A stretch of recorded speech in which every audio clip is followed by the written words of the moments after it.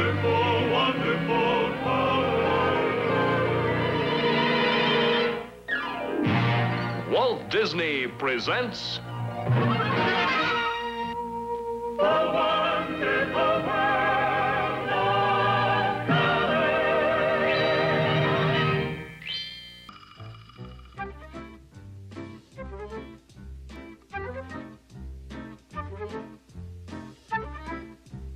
The wonderful world of color.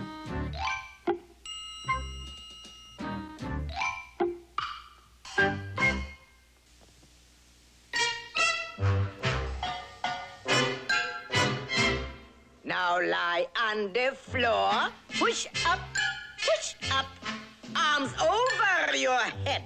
Touch toes, touch toes. This is our physical fitness program. And incidentally, I've given orders that every one of my artists is to watch this show. And I hope they learn something from it. There's certainly not much exercise in pushing a pencil around or lifting a sheet of paper. As a matter of fact, that's just about the amount of exercise that some of us get these days. What we need right now are a few facts on figures. So let's take a brisk hike over to the world's most famous physical culture center and meet the world-famous proprietor, Professor Ludwig Muscles von Drake. 1, 2, 1, 2, 1, 2, 3, 4. 1, 2, 1, 2, 1, 2, 1, 2. First, let me ask you a very personal question. How do you like the show so far? What am I saying? We haven't even started yet. Do you feel physically fit? Are you in shape? Are you a V-man? Or like me, solid, like a pyramid? And you ladies, do you have a desirable hourglass figure? Or have your sands shifted? Are you fit, active, trim? Well, that's the shape I'm in. The trouble is you're getting soft because you don't get enough exercise. After all, you can't sit around all day on your big overstuffed chairs and expect to be fit. Oops. Or even expect to fit the chair for that matter. Anyway, as you can see, a lot of us have problems. It's just that some are bigger than others. In this modern push-button age, most of our work is done by machines. And now they got a machine that does the work for the machines. Yes, sir, times has really changed for man. In the old days, he would wear out his shoes. Now the only thing that he wears out is the seat of his pants. And you women aren't getting enough exercise either. About the only people who use a washboard today is musicians. And you don't use it, you play it. Oh, I can't make this too emphatic. Washing clothes is automatic. Cooking's easy, it's scientific. Housework too, to be specific. Taking tricks is supersonic. Even brains are electronic. We are soft is realistic. We work less is a statistic. Yet eat more, it's catastrophic. No time to be philosophic. Modern living's quite pathetic. It's completely non-athletic. We should be enthusiastic about things that are gymnastic. Come on, you cooks, don't be static. Move around, knock off that fatigue. Get up on your feet, or muscles will soon be obsolete. Ooh. Well, I don't know what you got out of that, but at least I got some exercise. You know, too many people are in the same shape the world is in. Round. To coin a phrase, it's not the survival of the fattest, it's the survival of the fittest. Of course, it would be a lot easier if it was survival of the fattest, because today, man spends almost all of his time in clubs. Supper clubs, country clubs, nightclubs. Even primitive man had his club, but he had to be in shape to use it. Down through the ages, the first law of nature has always been the survival of the fittest. Quiet!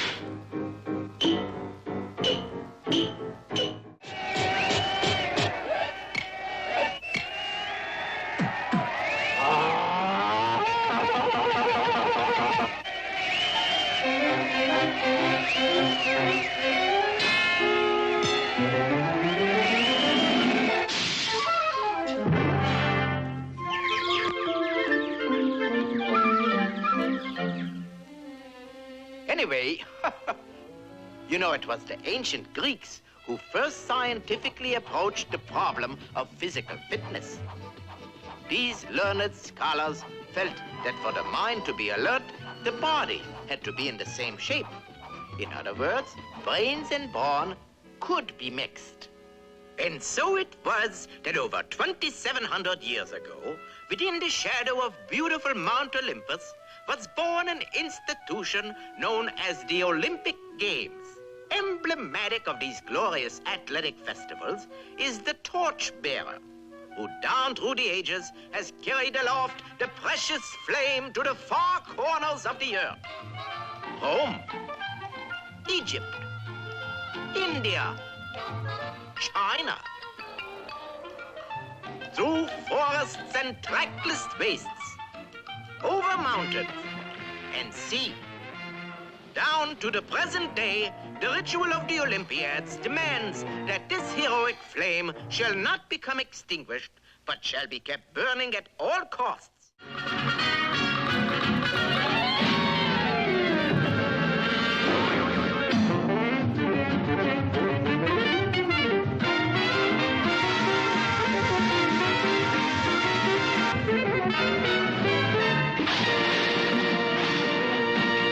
To the victor belongs the spoil. Stay tuned. All right. Now, you know we can't all be a big Olympic champ, but you don't have to be a big fat chump either. Of course, you can go on a crash diet. Count your calories all the time. Get polyunsaturated saturated. Take a bunch of reducing pills and starve yourself to death. But if you want to eat like a pig, look like a racehorse, and be strong as an ox, join the Ludwig van Drake Club and work with a dumbbell. Ludwig van Drake. And get this, you don't have to go to my gymnasiums. I'll send one of them to you. You busy businessmen out there can easily set it up in your office, like this. Hello, JB? Sell 2 million and buy 3. Yes, that's right. Take a letter, Miss Jones. Gentlemen, as of the 14th instant of the 3rd day of the 4th month, here's... But Charlie, this is a matter of high finance. After all, I paid the check for lunch yesterday. Now it's your turn. Of course, your business might go to pot, but so what? You're gonna lose your pot, too. Just think I can deliver this entire setup to you in this handy, convenient package for only $999.99 down. Plus, now get this, folks, I will throw in absolutely free my set of Van Drake exercise records. Here's a little sample that'll show what these records can do for you. All right, all you folks out there in Flabby Land, up, up, up. Now lie on the floor. And over your head. Like that on your back. Fall on your toes. Go down, go down, go down. Now lie on your side.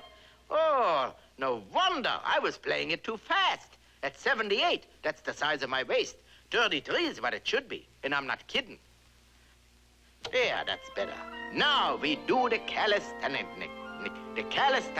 the exercises. Now lie on the floor. Push up, arms over your head. Touch toes, lie flat on your back. Sit up, up high on your toes. Squat down. Now lie on your side. Lift leg. Stand up on your head. Do splits. Now, if you do this every morning, your muscles will really be toned up. I know. They used to laugh when I sat down to play. Now, listen.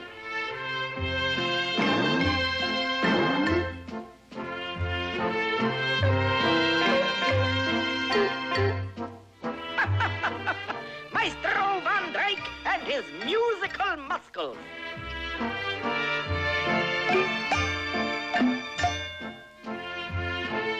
One and two and three and four and one.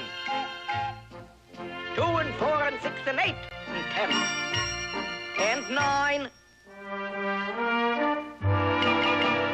4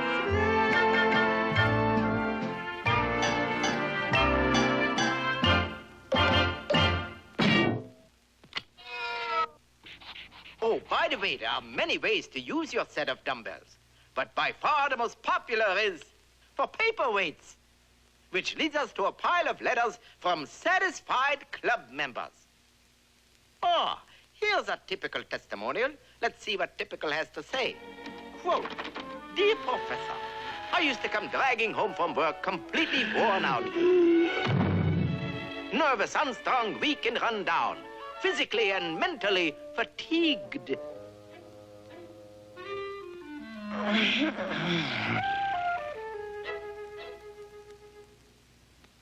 I didn't want to be a spineless, weak-kneed, no-good nincompoop.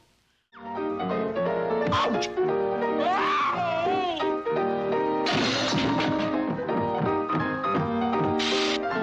Well, wasn't that time well spent? How different we feel. Not tired, but just good old physically fatigued. Another important part of my physical fitness program is the sale of my book on recreational sports. This book is guaranteed to give you muscles all over, not from reading it, from carrying it. Whew. In it is all about all the healthy, invigorating sports known to man. Now let's pick out a good one, like swimming. It'll knock that flab off from all over you. Ah, here it is. Swimming gives you a nice, lean look. After all, how many fat fish have you seen? Anyway, everybody should learn how to swim. Perhaps no one factor has contributed so greatly to the popularity of swimming as the sensible bathing suit. It should not be too daring, yet bold enough to allow freedom of movement.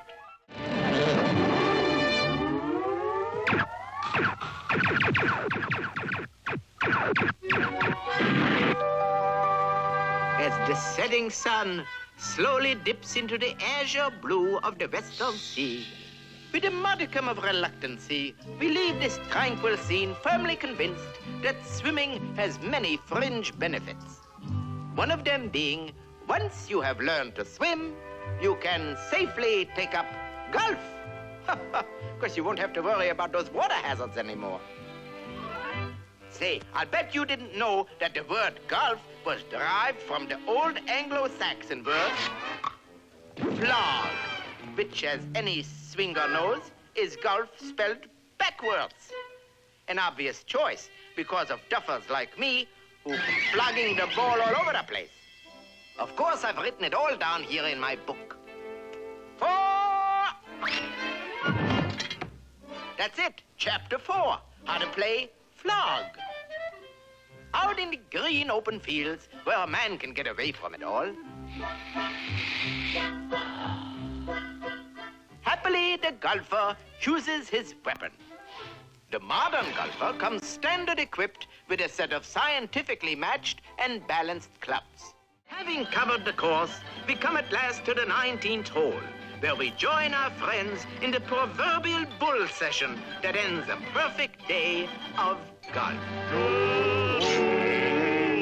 Acquaintance be forgot, and days of old lang syne. Oh, we Americans are famous for our team sports, like football. Of course, only a few big, brawny kids with muscles can play football. But you folks can get plenty of good, healthy exercise just from watching it. You're getting out in the fresh air, jumping up and down, and cheering. Your lungs get lots of exercise, too. Now, so you don't go jumping up and down and yelling in the wrong places, you gotta know exactly how football is played. And I'm exactly the man to show you. After all, I wasn't known as Liverlegs Ludwig for nothing, you know. I could split the uprights from 50 yards away with the old pigskin. All right. How to play football. Football needs special equipment. A college covered with ivy, a coliseum or a stadium filled to overflowing with 100,000 rabid, wildly cheering fans, great armies of vendors, managers, mascots, photographers, sports writers, doctors, elaborate brass bands, assorted coaches, old grads like me, scores of Annie Oakleys, and 2 teams resplendent in brilliant uniforms create a riot of color and atmosphere unequaled by any other game on earth. It's good. Or is it? Yes? No. Yes? No. Yes? And there's the gun ending the half. Here's one for the books. The officials put their heads together. They reach their decision. And the score at the end of the half, taxidermy 7 and anthropology 12 and a half.